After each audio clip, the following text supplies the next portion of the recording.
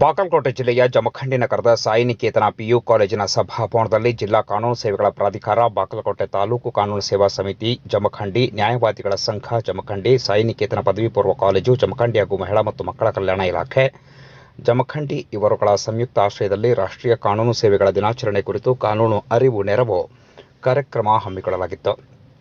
ಕಾರ್ಯಕ್ರಮದಲ್ಲಿ ತಾಲೂಕಾ ಕಾನೂನು ಸೇವಾ ಸಮಿತಿಯ ಅಧ್ಯಕ್ಷ ಮತ್ತು ಪ್ರಧಾನ ಹಿರಿಯ ದಿವಾಣಿ ನ್ಯಾಯಾಧೀಶ ರಾಜಶೇಖರ್ ಎಸ್ ಹರಸೂರು, ತಾಲೂಕಾ ಕಾನೂನು ಸೇವಾ ಸಮಿತಿ ಸದಸ್ಯ ಕಾರ್ಯದರ್ಶಿ ಮತ್ತು ಪ್ರಧಾನ ಸಿವಿಲ್ ನ್ಯಾಯಾಧೀಶ ಅರ್ಷದ್ ಎ ಅನ್ಸಾರಿ, ಸಾಯಿ ನಿಕೇತನ ಪದವಿ ಪೂರ್ವ ಕಾಲೇಜಿನ ಸಂಯೋಜಿತ ಮಹೇಶ್ ಫರೀಟ್, ನ್ಯಾಯವಾದಿಗಳ ಸಂಘದ ಅಧ್ಯಕ್ಷ ಡಿಎಂ ಜತ್ತಿ, ನ್ಯಾಯವಾದಿ ಎಲ್ ಸವದಿ, ನ್ಯಾಯವಾದಿ ಅಕ್ಷಯ್ ಬಾಳ್ಕಿ, ಶಿಶು ಅಭಿವೃದ್ಧಿ ಯೋಜನೆ ಮೇಲ್ವಿಚಾರಕಿ ದಾನಮ್ಮ ಅತನಿ, ಎಂಎಸ್ ತಲಬಕ್ಕನವರ್ ಸೇರಿದಂತೆ ವೇದಿಕೆ ಮೇಲಿನ ಗಣ್ಯರು ಸಸಿಗೆ ನೀರುಣಿಸುವ ಮೂಲಕ ಕಾರ್ಯಕ್ರಮಕ್ಕೆ ಚಾಲನೆ ನೀಡಿದರು. ನಂತರ ನ್ಯಾಯಾಧೀಶರಾದ ರಾಜಶೇಖರ್ ಹರಸೂರ್, ಅರ್ಷದ್ ಅನ್ಸಾರಿ, ನ್ಯಾಯವಾದಿಗಳಾದ ಡಿಎಂ ಜತ್ತಿ, ಎಲ್ ಸವದಿ, ಮಹೇಶ್ ಫರೀಡ್ ಸೇರಿದಂತೆ ವೇದಿಕೆ ಮೇಲಿನ ಗಣ್ಯರು ಮಾತನಾಡಿ, ಜನರಲ್ಲಿ ಕಾನೂನಿನ ಬಗ್ಗೆ ಅರಿವನ್ನು ಉಂಟು ಮಾಡುವುದು, ಉಚಿತ ಕಾನೂನು ಅರಿವು ಮತ್ತು ಸಲಹೆಯನ್ನು ಕೊಡುವುದು, ಜನತಾ ನ್ಯಾಯಾಲಯಗಳ ಮೂಲಕ ಪ್ರಕರಣಗಳನ್ನು ಇತ್ಯರ್ಥಗೊಳಿಸಿಕೊಳ್ಳುವುದರ ಬಗ್ಗೆ ವಿವರವಾಗಿ ತಿಳಿಸಿದರು. ಈ ರೀತಿಯಾಗಿ ಬಂದು ಕುತ್ಕೊಂಡಿದ್ದೀರಿ ಮತ್ತು ಎಲ್ಲಾ ಸವಲತ್ತುಗಳನ್ನ ಅನುಭವಿಸ್ತಾ ಇದ್ದೀರಿ. ಎಲ್ಲರಿಗೂ ಕಷ್ಟಗಳಿರುತ್ತೆ. ತಕ್ಕ ಮಟ್ಟಿಗೆ ಸುಖವಾದ ಮತ್ತು ಶಾಂತಿಯುತ ಜೀವನ ನೀವೇನಾದ್ರೂ ನಡೆಸ್ತಿದ್ದೀರಿ ಅಂತಂದ್ರೆ ಅದಕ್ಕೆ ಮೊಟ್ಟ ಮೊದಲು ನಮ್ಮ ಭಾರತ ಸಂವಿಧಾನ.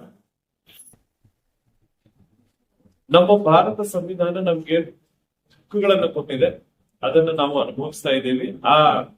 ನಮ್ಮ ಭಾರತ ಸಂವಿಧಾನದ ಮೂಲಭೂತ ಹಕ್ಕುಗಳ ಅಡಿಯಲ್ಲಿ ನಾವೇನಿದ್ದೀವಿ, ಇವತ್ತಿನ ದಿವಸ ನಾವು ನೀವೆಲ್ಲರೂ ಆರಾಮಾಗಿದ್ದೀವಿ, ಚೆನ್ನಾಗಿದ್ದೀವಿ, ಊಟ ಮಾಡ್ತಾ ಇದ್ದೀವಿ, ಚೆನ್ನಾಗಿದ್ದೀವಿ. ಅದಕ್ಕೆ ನಾವು ಮೊದಲು ಎಲ್ಲರೂ ನಮ್ಮ ದೇಶಕ್ಕೆ, ನಮ್ಮ ಸಂವಿಧಾನಕ್ಕೆ ನಾವು ಕೃತಜ್ಞತೆ ಸಲ್ಲಿಸಬೇಕು. ಕಾನೂನಿನ ಅಡಿಯಲ್ಲಿ ನಾವೆಲ್ಲರೂ ಜೀವನ ಮಾಡ್ತಾ ಇದ್ದೀವಿ. ಹಾಗಾಗಿ ಈ ಕಾನೂನುಗಳ ಬಗ್ಗೆ ನಾವು ಅರ್ಥ ಮಾಡ್ಕೊಳ್ಳಿಲ್ಲ, ತಿಳಿದುಕೊಳ್ಳಿಲ್ಲ ಅಂತಂದ್ರೆ ನಾವು ಸ್ವಲ್ಪ ನಮ್ಮ ದಿನನಿತ್ಯದ ಜೀವನ ನಡೆಸೋದು ಸ್ವಲ್ಪ ಕಷ್ಟಕರವಾಗಬೇಕು. ಯಾಕಂತಂದ್ರೆ ಕೆಲವೊಂದು ಸಮಸ್ಯೆಗಳು, ಅದರಲ್ಲೂ ಕಾನೂನಾತ್ಮಕ ಸಮಸ್ಯೆಗಳು ನಮ್ಗೆ ಎದುರಾದಾಗ ನಮ್ಗೆ ಏನು ಹಕ್ಕುಗಳಿದೆ, ನಮ್ಮ ಕರ್ತವ್ಯಗಳೇನಿದೆ, ನಾವು ಸಮಾಜಕ್ಕೆ ನಾವೇನ್ ಮಾಡ್ಬೇಕು, ಸಮಾಜದಿಂದ ನಾವೇನು ನಿರೀಕ್ಷೆ ಮಾಡ್ಬೇಕು ಅಂತ ನಾವು ತಿಳ್ಕೊಳ್ಬೇಕು ಅಂದ್ರೆ ಮೊಟ್ಟ ಮೊದಲಿಗೆ ನಮ್ಗೆ ಕಾನೂನು ಗೊತ್ತಿರ್ಬೇಕು. ರಾಷ್ಟ್ರ ಮಟ್ಟದಲ್ಲಿ ರಾಷ್ಟ್ರೀಯ ಕಾನೂನು ಸೇವೆಗಳ ಪ್ರಾಧಿಕಾರ ಅಂತಿದೆ ಮತ್ತು ರಾಜ್ಯ ಮಟ್ಟದಲ್ಲಿ ರಾಜ್ಯ ಕಾನೂನು ಸೇವೆಗಳ ಪ್ರಾಧಿಕಾರ ಅಂತಿದೆ ಮತ್ತು ಜಿಲ್ಲಾ ಮಟ್ಟದಲ್ಲಿ ಜಿಲ್ಲಾ ಕಾನೂನು ಸೇವೆಗಳ ಪ್ರಾಧಿಕಾರ ಅಂತಿದೆ ಮತ್ತು ನಮ್ಮ ತಾಲೂಕು ಮಟ್ಟದಲ್ಲಿ ತಾಲೂಕು ಕಾನೂನು ಸೇವಾ ಸಮಿತಿ ಅಂತಿದೆ.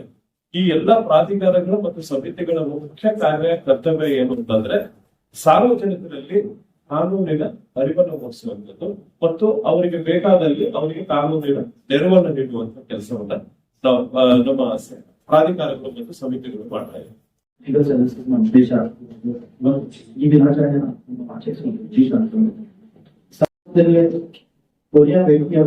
ನಾವು ಕಾನೂನಿನ ಸಲಹೆ ಅಥವಾ ಲೀಗಲ್ ಏಡ್ ಪ್ರೊವೈಡ್ ಮಾಡುವಂತ ದಿನದ ವಿಶೇಷತೆ